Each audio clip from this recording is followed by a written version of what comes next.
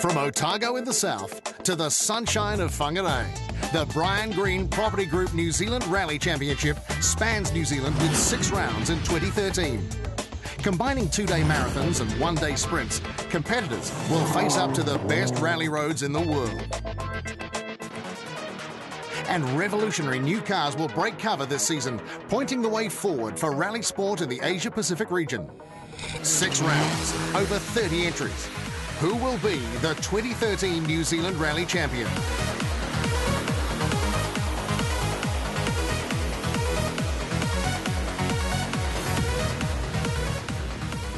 The 2013 Rally Championship season starts at Rally Otago. Run by the Otago Sports Car Club, the event celebrates 20 years in the championship.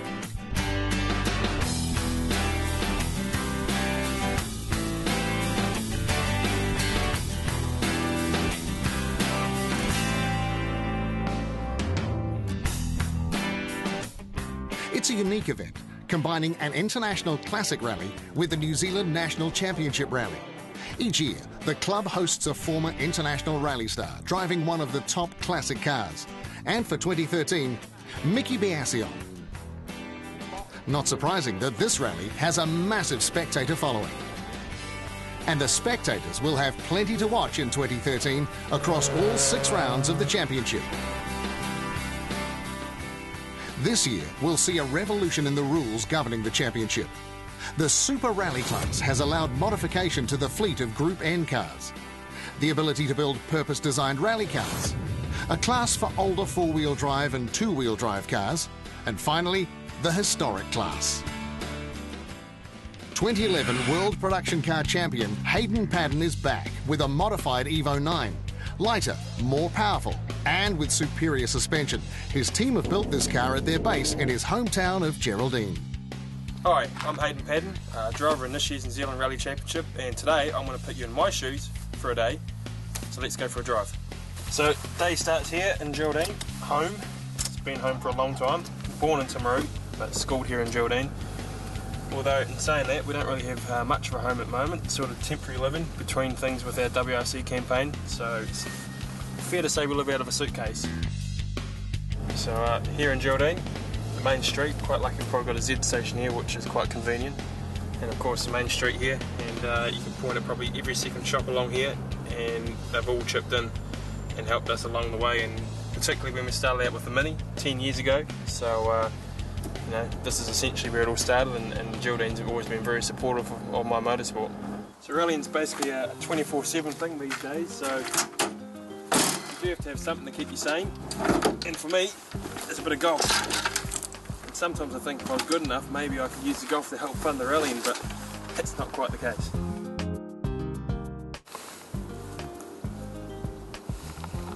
Tell you what, driving a rally car is a hell of a lot easier than driving a golf ball. It can be one frustrating sport.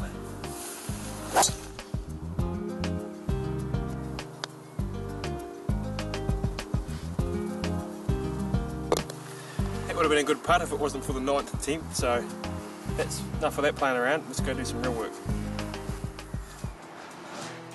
So this is our workshop out in the middle of nowhere. It's what you probably call a real Kiwi backyard shed. And this is where our green machine lives.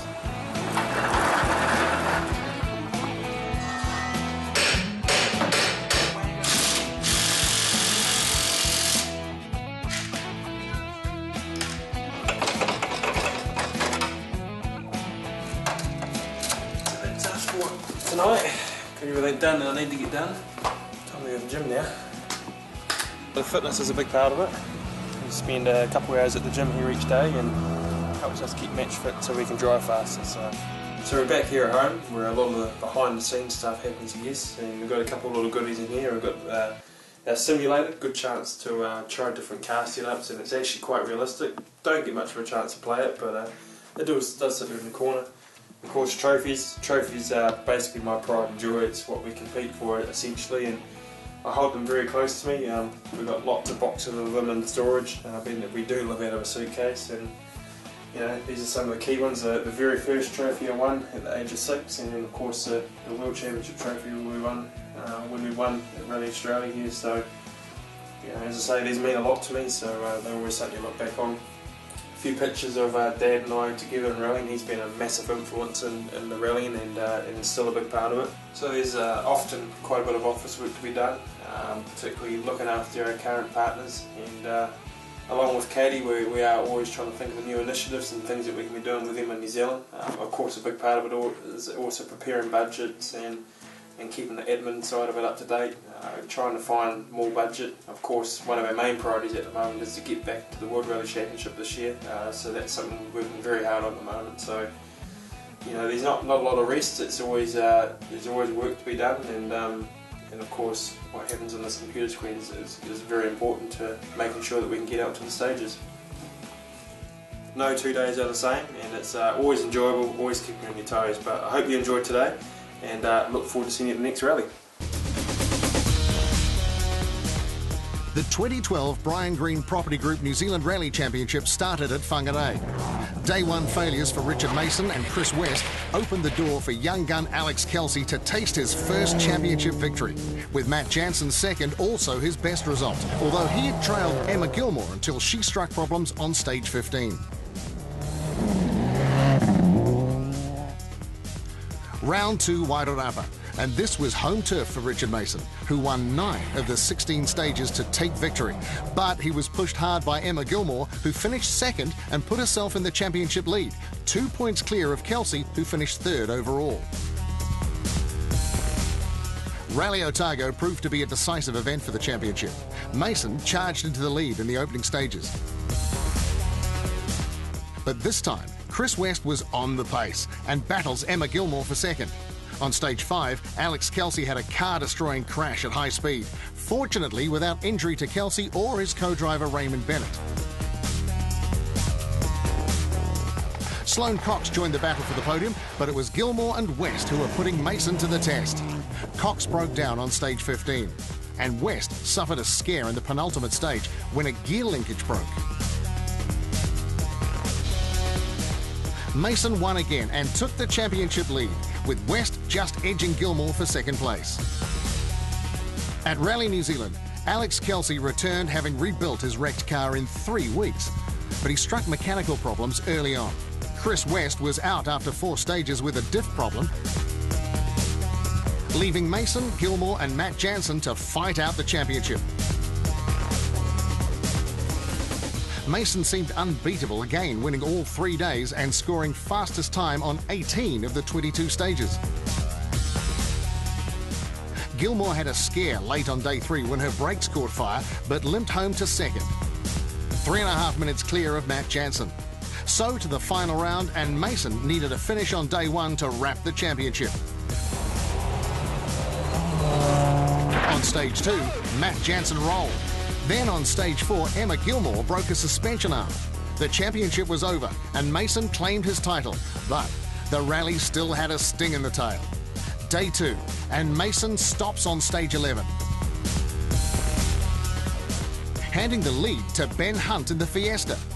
Next stage, Hunt was overtaken by veteran Brian Green, who came home to score his first championship rally win in 10 years. Hunt was second, and amazingly, the third place went to the historic escort of Ron Davey with just 5 finishes making it across the line. But no mistaking, the 2012 champions, Richard and Sarah Mason, finishing 45 points clear of Emma Gilmour.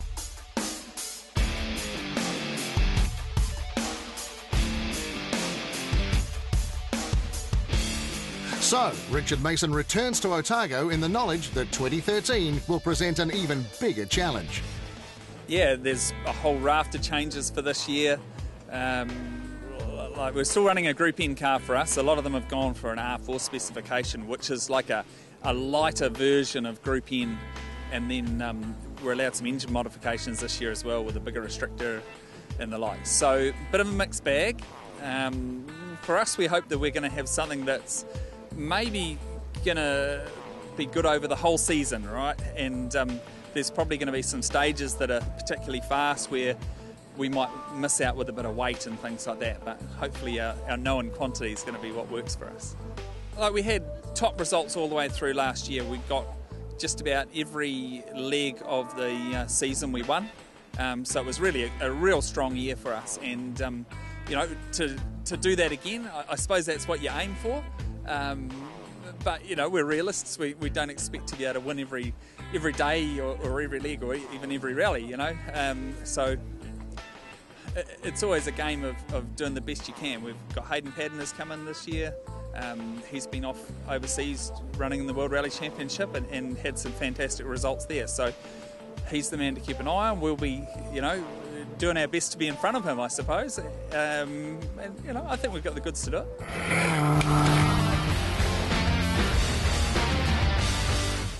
Coming up on Rally Nation, a new car breaks cover, and we check out new technology set to revolutionise safety on the stages.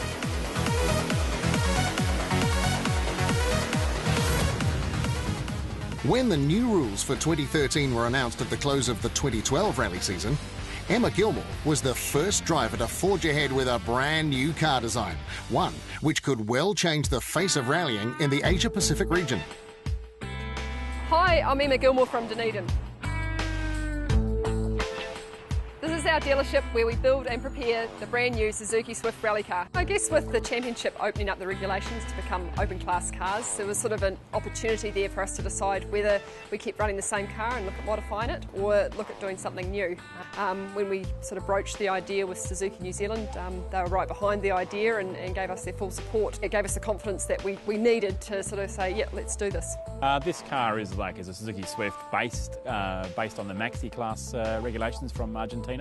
And essentially it's like a Super 2000 or a World Rally car type car. So I mean it's been changed extensively. Front and rear subframes are all common to all the Maxi Rally cars, and all same with all the suspension parts as well. The heart of this car is still a Suzuki. Like the engine itself is a Swift Sport engine, 1600cc engine that's been bought out to being an 1800cc engine with a turbocharger added to it. The transmission is changed completely. It's a PPG dog box and with Cusco diffs added to the equation.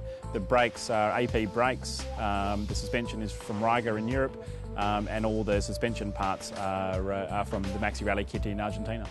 If you're comparing a Group N car and a World Rally car, I mean, this car probably sits somewhere in between that. Like, we've basically tried to take what the new R5 regulation in Europe and trying to adopt some of those principles. I mean, which is the principles behind that are generally to actually save some money and to actually make the sport cheaper. And I hope this is the way forward for New Zealand motorsport. I think we need something that is affordable for people to do, yet also still exciting. And I think, like the production cars, I loved my years driving the production cars. They were really challenging to drive, but it was always quite disappointing when you watch the footage from outside because you sort of think, really, they look that fast? I hope the sport in this part of the world actually follows along on the idea of what we're trying to do here.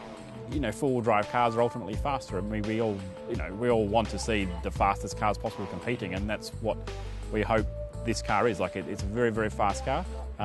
We hope it will be, but it's built to a budget as well, and that's, there's a balance there somewhere. And I think that's what we're trying to achieve.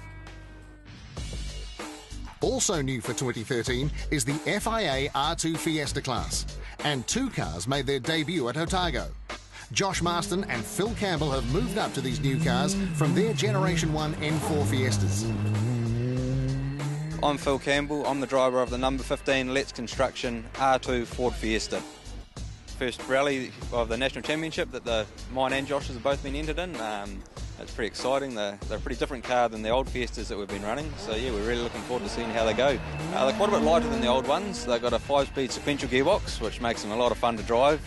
Bigger brakes, bigger suspension, and just all around a better rally car, and sort of a purpose-built rally car compared to the Group N car. We bought the brand new road car from Ultimate Motor Group in Tauranga. Then we buy the kit from M Sport, and that's pretty much everything to build a road car to what it is now. We did all the shell prep. Neil Allport has to put the cage in as part of the M Sport deal, so he did that and did an awesome job with the cage. And then we got Stephen Barker to come give us a hand, and he's worked for M Sport for the last couple of years, so he knew everything he needed to do to build it, and that saved us a huge amount of time. And yeah, it's a credit to him. The way that the car's come out, it's awesome. We couldn't have asked for a better job done on it. And the class still offers competition for the older Fiesta. This year, Tauranga driver David Holder will campaign the Stadium Cars Fiesta. Managed to get the Fiesta off Stadium Finance this year, so I'm going to be doing the whole season and try and do my best and maybe try and push it a bit later on. I guess it's sort of a car that everyone's sort of sat in over the years. There's been quite a few drivers, so they're a pretty known car, and so it's a good way to develop your speed. So yeah, see what we can do in it.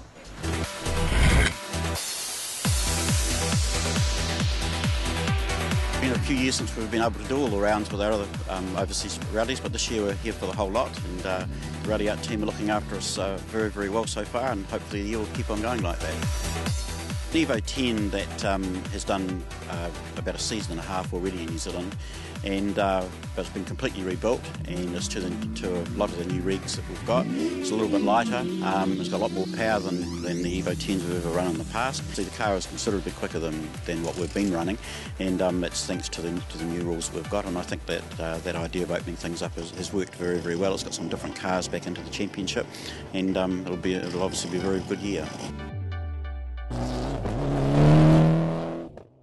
Coming up on Rally Nation, revolutionary electronic tracking debuts on the stages, and the historic class attracts international entry on the Brian Green Property Group New Zealand Rally Championship. All motorsport can be dangerous, and rallying sees its fair share of crashes. But a new system called Rally Safe can monitor each car live through the stages and increase response time in the case of an emergency. It's the brainchild of Aussie rally competitor Steve Sims. Rally Safe started out in 2010 as a safety system for car-to-car warnings, basically to try and help avoid secondary collisions. We had a couple of incidents in Targa, Tasmania, where a car had stopped to help another one and another car had collided with that, and we set about to build a system that would try and assist this. Therefore we come up with a radio car-to-car system that warned a car if another car was stopped ahead. The Rally Safe itself is a in-car unit similar to a Terratrip unit that has a display. If a car pulls up once it's on a competitive stage, a warning will come up relative to the situation the car's in, be it OK or SOS or hazard. If it's a high impact accident, it'll register SOS automatically because it'll sense the G-forces, and if it's on the track, it'll sense it's a hazard, so it'll send a warning hazard out to any cars coming along, and also send that back through the satellites to race control, so they're aware of the situation as well. It also means that it takes a bit of the stress and pressure off the on-stage officials, because they no longer have to be on the ball writing stuff down, because it's all being backed up electronically, and tends to, as we've experienced to date, help and make an event run a lot smoother. And the system has been quickly adopted by the championship co-drivers.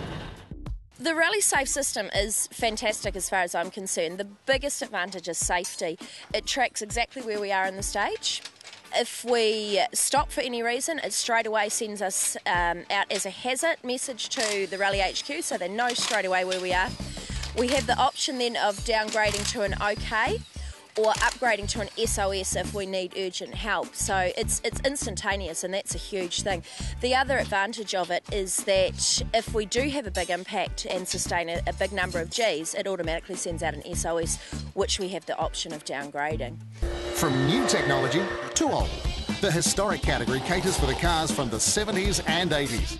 This year's championship sees Escorts, Datsuns, Mazdas lighting up the stages. Jeff Judd returns to the championship in a BDA Escort. We haven't never committed to the full thing before, and with the two-day concept here in Whangarei, getting them out of the way early and then all having one-day rallies, it's good. It's a lot easier on the budget. So yeah, I've committed, and yeah, barring any disasters here, we want to get to Whangarei. And from Brisbane, Australia, Stuart Reid has arrived with his immaculate historic rally sport Escort. Well, I've came to the Otago. This is my third time here now, and I thoroughly enjoyed it. And the enthusiasm by the fellow competitors here and the officials has sort of warmed me to coming to New Zealand to run the New Zealand Classic Championship. Plus the fact you've got some great roads, and I've been rallying in Australia for about 20 years, and I think I've been down every goat track they've got, so I was looking forward to coming to somewhere different.